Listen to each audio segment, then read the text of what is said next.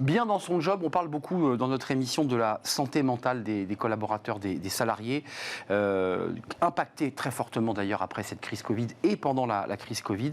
Et on en parle avec Juliette Lachenal. Bonjour Juliette, fondatrice CEO de Pepsi, j'ai bien précisé Pepsi avec 2 P. Et un Y. Et un Y, oui, en effet, sur la petite canette, c'est un I. On est tellement habitué à boire ce breuvage sans même regarder l'orthographe. Vous êtes diplômé en psychologie clinicienne à Paris, et depuis presque maintenant 2 ans, vous développez, et vous allez nous présenter cette application là aujourd'hui, vous développez un outil au service des entreprises, mais surtout au service des collaborateurs. Comment est née cette idée ? Parce que c'est vrai qu'on adresse souvent par visio, par téléphone, par échange, mais la massification n'avait pas été imaginée. Comment c'est né tout ça ? Alors l'idée est venue en fait de ma pratique de psychologue clinicienne où en moyenne les gens avant de prendre leur premier rendez-vous mettaient 1 an et demi à 2 ans.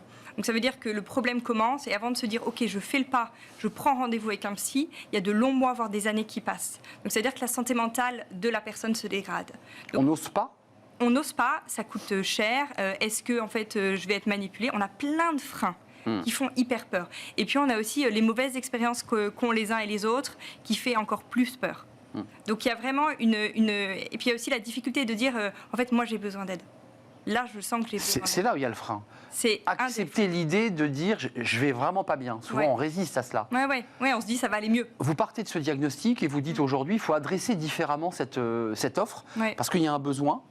L'idée c'est quoi ? C'est d'abord tous les modes de communication tech, de lien tech, et puis aujourd'hui c'est l'aboutissement, c'est l'application, c'est ça ? En fait le point de départ c'est vraiment d'aider chacun à prendre soin de sa santé mentale. Santé mentale, c'est un mot qui fait très peur, donc c'est prendre soin de son bien-être, de se dire en fait comment on redescend d'un cran là. Mais c'est la même chose, c'est de se dire en fait tout comme je prends soin de ma santé physique, je dois prendre soin de mon bien-être mental. Donc ça c'est vraiment le point de départ. Et donc pendant 2 ans, ce qu'on a testé, c'est par des vidéos, des programmes vidéo. On a testé avec plus de 35 000 utilisateurs, donc c'est énorme. Des programmes vidéo pour permettre à chacun de prendre soin de soi. Votre équipe, elle est intéressante, parce qu'on peut le dire, votre mari, qui était l'ancien président de Croissance Plus, si je ne m'abuse. Non, je dis pas de bêtises, c'est Thomas Bechtoil. Non, Thibaut Bechtoil nous a conseillé. Voilà, c'est ça, c'est Thibaut Bechtoil qui vous conseille, mais celui qui préside le comité scientifique, c'est pas n'importe qui, c'est Boris Cyrulnik. Tout à fait. Avec d'autres médecins, mais c'est Boris Cyrulnik qui vient aussi apporter, je dirais, sa contribution. Qu'est-ce qu'il vous apporte et qu'est-ce qu'il amène ? Parce que Boris Cyrulnik parle beaucoup des enfants. Qu'est-ce qu'il vient apporter aussi en direction des collaborateurs ? Alors, Boris Cyrulnik a travaillé, et c'est l'immense partie de son travail, sur la résilience. Donc la résilience, c'est un mot qu'on a beaucoup entendu pendant le Covid. Un peu usé le mot. Exactement. En fait, la résilience, c'est ma capacité à rebondir face aux difficultés. Et on est résilient... Et à reprendre ma place. Exactement. Donc en fait, c'est-à-dire qu'on va être résilient quand on vit quelque chose de très difficile et qu'on peut continuer à vivre. Et le travail de Boris Cyrulnik, ça a été de se dire, en fait, comment on renforce les ressources pour pouvoir vivre ce qui est difficile à vivre dans la vie. Et dans la vie, on a tous des difficultés. On a envie de comprendre un peu concrètement, parce que l'application va sortir ou est sortie. Elle est sortie. Elle est toute jeune. C'est un outil sur lequel moi je pourrais cliquer en fonction de mes besoins, et c'est-à-dire donc dans l'intimité de ma relation avec mon téléphone, sans passer par les DRH.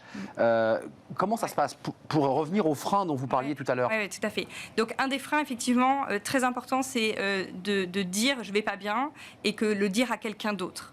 Donc l'application, c'est une application que met à disposition votre entreprise pour vous, et vous l'utilisez quand vous le souhaitez, et l'entreprise ne saura pas que vous vous êtes connecté. Donc vous faites vraiment ce que vous voulez sur l'application. Quand on rentre dans l'application, il y a un baromètre de bien-être mental pour que vous puissiez évaluer où vous en êtes. Parfois, on sent un peu confusément qu'on n'est pas très bien, on ne sait pas très bien d'où ça vient.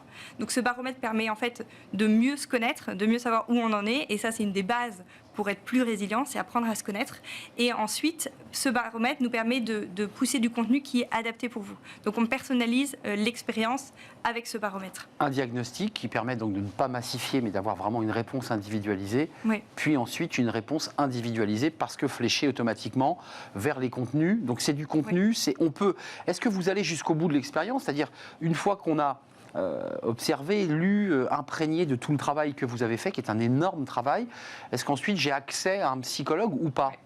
Oui, oui. Alors en fait, effectivement, on va sur l'application, on va par exemple, si on sent qu'on est assez stressé, il y a du contenu pour apprendre à gérer son stress. Et parfois, en fait, notamment pour la gestion du stress, c'est lié à des choses qui ont été vécues plus difficiles dans le passé. Et donc, il faut aller travailler sur ça pour apaiser le présent. Et donc là, à ce moment-là, on propose des consultations avec des psychologues. La machine détecte ça, Juliette? C'est-à-dire que la personne comprend que ce que vous lui offrez est très bien, mais ne va pas assez loin par rapport à sa difficulté. Vous évoquez des difficultés dans l'enfance, c'est souvent des résurgences de l'enfance. Là, comment ça se passe? Alors en fait, ça va vraiment être dans le contenu qui est proposé, où en fait qu'on explique d'où vient le stress et on explique qu'il y a des choses qui sont du passé et donc sur lesquelles il faut agir autrement en se faisant aider. On est vraiment dans rendre la personne actrice de son bien-être mental.